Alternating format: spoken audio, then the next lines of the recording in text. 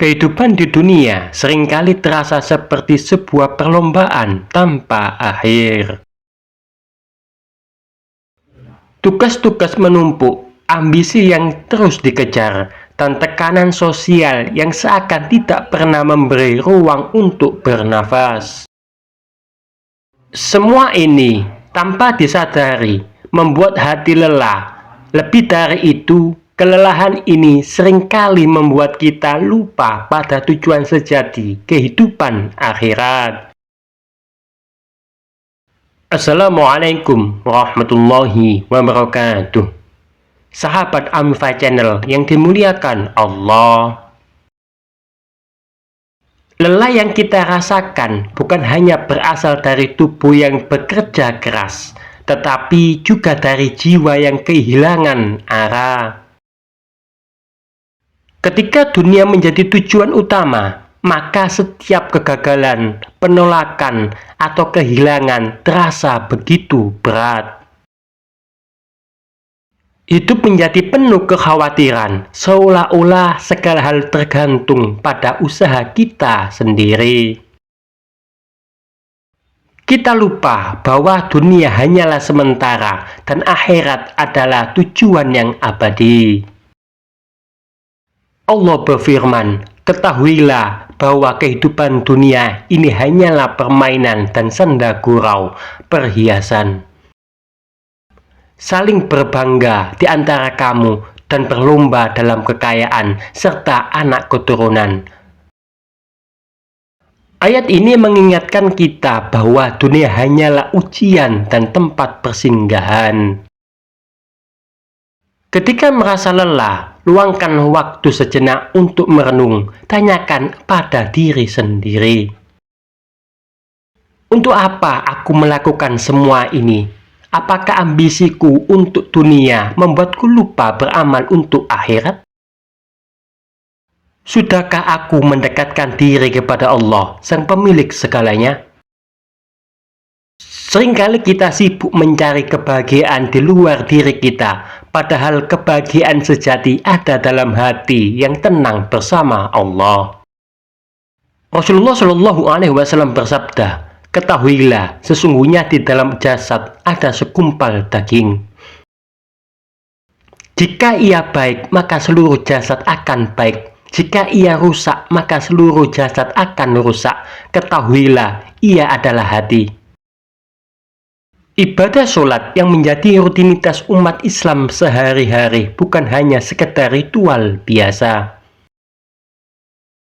Akan tetapi lebih dari itu, Islam menjadikan sholat sebagai wasilah penentram hati bagi umatnya. Allah berfirman, "Memohonlah pertolongan kepada Allah dengan sabar dan sholat."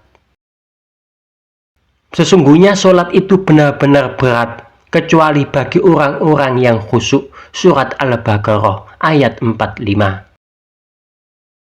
Rasulullah Shallallahu Alaihi Wasallam bersabda, "Sesungguhnya dijadikan bagiku kesenangan dunia dengan berupa wanita dan wangi-wangian. Selain itu, dijadikan pula ketentraman pada jiwaku di dalam sholat." Setelah sholat dijadikan sebagai wasilah meraih ketentraman jiwa, Allah Subhanahu wa Ta'ala menjadikan zikir sebagai sarana meditasi diri yang ampuh. Allah berfirman, surat Ar-Ra'd ayat 28, "Orang-orang yang beriman dan hati mereka menjadi tentram dengan mengingat Allah. Ingatlah bahwa hanya dengan mengingat Allah, hati akan selalu tentram."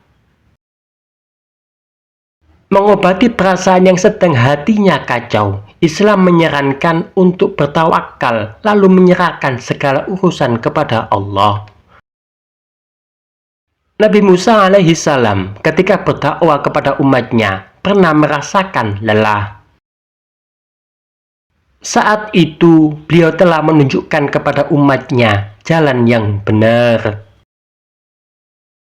Akan tetapi mereka justru memilih jalan yang menyimpang, bahkan membalas suruhan kebaikan dengan ajakan kufur kepada Nabi Musa. Melihat hal tersebut, Musa alaihissalam pun menyerahkan permasalahannya dengan bertawakal kepada Allah Subhanahu wa Ta'ala. Allah berfirman, "Kelak kalian akan mengingat apa yang kukatakan kepadamu. Aku menyerahkan urusanku kepada Allah. Sesungguhnya Allah Maha melihat hamba-hambanya." Hidup di dunia adalah perjalanan menuju akhirat. Jangan biarkan lelahnya dunia menjauhkan kita dari Allah. Rasulullah bersabda, "Siapapun yang niatnya adalah akhirat, maka Allah akan mengumpulkan kebaikan untuknya, menjadikan kekayaan dalam hatinya. Dan dunia datang kepadanya dalam keadaan tunduk."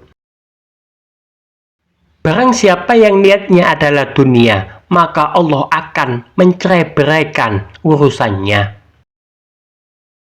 menjadikan kefakiran di hadapan matanya, dan ia tidak akan mendapatkan dari dunia ini kecuali yang telah Allah tetapkan untuknya. HR Ibnu Majah.